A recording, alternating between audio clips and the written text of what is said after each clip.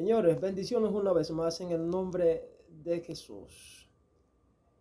Hoy que quiero seguir compartiendo la palabra de Dios. Y sabes que ayer tuve la idea y me nació la idea de investigar más a profundo lo que es el concepto y la definición de justicia, puesto que a veces tú te pones a investigar ciertos conceptos que están en la Biblia y yo creo que en su delimitación, en su contexto, el significado se queda corto. Y qué bueno que nosotros podemos preguntar a Dios, como hijos de Dios, tenemos el acceso de preguntar a Dios, preguntar al Espíritu Santo, en qué consisten muchos de estos conceptos que han sido muy mal interpretados por muchas personas, incluyendo aquellos intelectuales, aquellos que tienen conocimiento de las ciencias, que han profundizado en la ciencia. Vamos a ver qué significa el concepto y definición de justicia desde una perspectiva divina, puesto que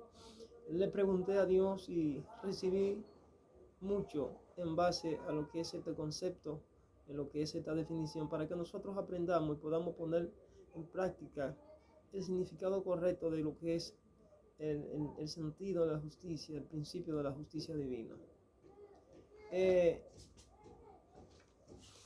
Quiero plantear acá el texto base en Ezequiel, por ejemplo, en Ezequiel capítulo 33 y en el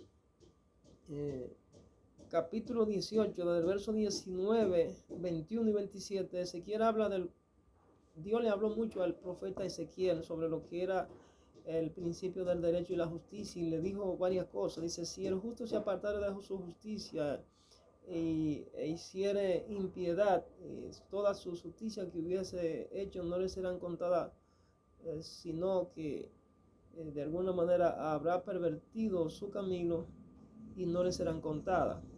A Abraham Dios le dice justo, pero vemos que le dijo justo aún cometiendo fallas delante de él. Vamos a analizar varias cosas. En el libro de Deuteronomio, en el capítulo 19, perdón, en el capítulo 16, también Dios le habló al pueblo de Israel de que no se apartaran del derecho y la justicia.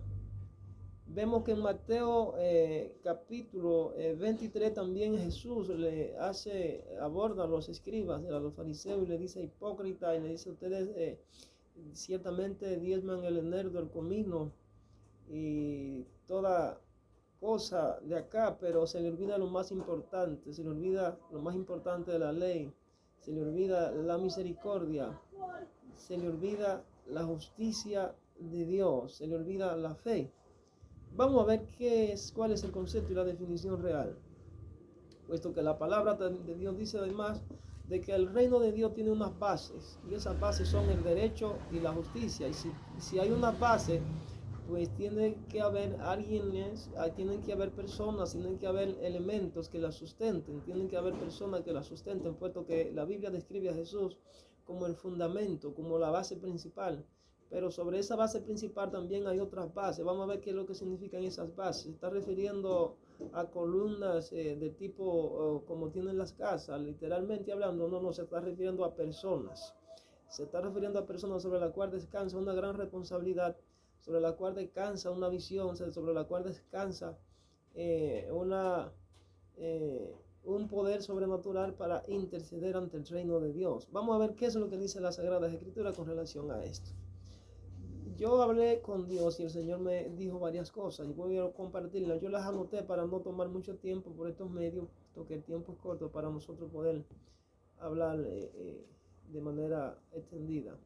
Por ejemplo, mientras hablaba, el Señor me decía varias cosas y puedo compartirlo en el nombre de Jesús. Dice: los hombres se abocan a buscar conocimiento, sabiduría y entendimiento, pero fuera de mí, como digo en mi palabra, dice Dios, nada pueden hacer.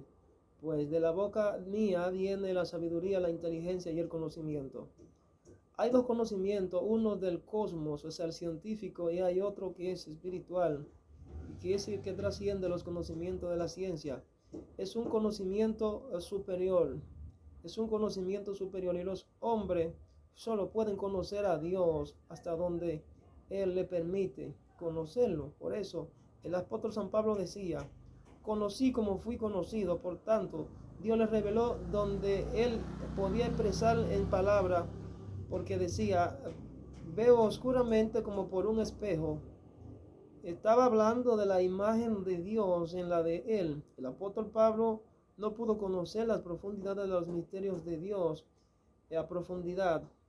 En estos tiempos el Señor está trayendo mayor revelación que la que le entregó a los apóstoles, la que le entregó al apóstol Pablo. En estos tiempos podamos poder disfrutar de misterios y secretos jamás revelados que están ahí en las Sagradas Escrituras. Muchos están en las Sagradas Escrituras, pero tampoco logramos entenderlo. La Escritura lo establece. En los postreros días, dice Dios, derramará de su espíritu sobre toda carne. Y sigue diciendo, la justicia de Dios va más allá de las percepciones y el entendimiento humano, me dice Dios. Él encargó su justicia a Jesús, el primogénito. Solo Él pudo cumplirla. El fundamento del reino está fundado en el derecho y la justicia. Muchos malinterpretan el derecho y la justicia bajo sus propios conceptos y definiciones, porque tienen la mente cauterizada por causa del pecado, me dice el Señor. Sigo abundando. ¿Qué es la justicia entonces? Dios llamó a Abraham y lo llamó justo, no porque no tenía debilidades como humano. Dios le llamó justo porque su justicia, su poder, su santidad se reveló hacia él. Él pudo actuar aún con debilidades, y Dios transfiere de su poder para guiar. En esto consiste su justicia, en revelarnos y guiarnos hacia la voluntad suprema de Él. Cuando los hijos se salen de sus mandatos y se vuelven reincidentes, entonces se salen de mi justicia, dice el Señor. Es por tanto mi voluntad guiarlos a todos a la verdad y guiarlos por los caminos de mi justicia. Quien no se deja guiar plenamente por mí no conoce mi justicia y comete pecado, porque toda injusticia es pecado, dice Dios. Yo soy luz, soy justicia. El llamamiento en justicia implica ser fiel, ser guiado en toda la voluntad, practicar y vivir dicha justicia. Hay llamamientos en justicia. Cuando se vuelven rebeldes y se salen de esos mandatos, se salen de la santidad, de mi santidad, pervierten sus caminos, deshonran mi palabra, deshonran a mi hijo, pisotean la sangre de mi hijo, hombre, quien abraza a la sangre de mi cordero. Por tanto, mi justicia solo se manifiesta en aquellos que caminan en fidelidad, que caminan en rectitud delante de mí, que saben humillarse delante de mí, que dependen de mí, y aún fallándome, ellos aprenden a confiar en mí. Muchas veces esas faltas no se las tomo en cuenta porque conozco sus debilidades. Yo me glorifico en sus debilidades, me perfecciono en sus debilidades. Y por tanto, que le dije al apóstol San Pablo, mi poder se perfecciona en sus debilidades. Dios es justo. Por tal razón, a la hora de juzgarnos, toma muy en cuenta los principios de la justificación, la rectificación, el arrepentimiento, la misericordia o el perdón, la culpabilidad y la inocencia. Él solo declara culpable a los reincidentes y que persisten en pecar y que no se humillan ante Él. Él solo llama justos a aquellos que reconocen sus pecados y que deciden humillarse continuamente ante mí, dice el Señor, y que oran y claman ante mí por sus semejantes y sus prójimos. Esos son los justos, dice el Señor. En cuanto a los profetas, el Señor les ha dado un nivel de revelación mayor y muchas veces no le place escoger hombres entendidos en la ciencia con habilidades humanas, títulos universitarios ni nada de eso. El Señor muchas veces escoge personas con poco entendimiento para manifestar su gloria y darle a entender a los que se creen muy entendidos que no es con su fuerza, sino con la mía, dice Dios. Por tanto, yo honro a los que saben humillarse delante de mí. El Señor está cerca de los humildes, pues también está lejos de los soberbios. La mayor grandeza de un hombre es saber humillarse delante de mí y ganarse mi corazón, depender de mí, alabarme con toda intensidad y toda pasión. Estos son los que yo escojo para grandes cosas, dice Dios. Bendito sea el Señor. Dice además, la justicia de Dios. ¿Qué es la justicia de Dios entonces? La justicia de Dios es el equilibrio, dice el Señor, que yo hago ante el bien y el mal y que continuamente les bombardea a ustedes. Es el equilibrio entre las obras justas y las obras injustas. Por eso dije, en mi palabra pongo delante de ustedes el bien y el mal, ustedes eligen. La justicia, gloria a Dios, que ustedes practican muchas veces de manera consciente y de manera inconsciente. Mi justicia consiste en que yo continuamente los meto en balanza, los pruebo. Aquellos que tienen la mayor capacidad de caminar por encima de las dificultades sin inclinarse ni a la derecha ni a la izquierda, es aquello que yo entrego la vara, es aquello que yo entrego el manto, hombre, quien daré bracella de mi santidad, es el manto de mi justicia, el manto de mi conocimiento, gloria a Dios, de mi poder, gloria a Dios, aquellos que permanecen en una rectitud delante de mí, por quien dará bracella, teniendo conciencia de lo malo y teniendo conciencia de lo bueno. Por eso, mi siervo Isaías, yo le dije, porque en Braquenda hay de aquellos que dicen bueno, o Braquenda la bracella lo malo, y aquellos que dicen a lo malo bueno. Oh, gloria a Dios. Aquellos que tienen conciencia de lo malo y tienen conciencia de lo bueno. Yo le exalto aún más que aquellos que no tienen esos niveles de conciencia iluminados por mi espíritu, para caminar delante de mí en rectitud. Muchas veces es una combinación del conocimiento científico y del conocimiento espiritual y de todas las cosas.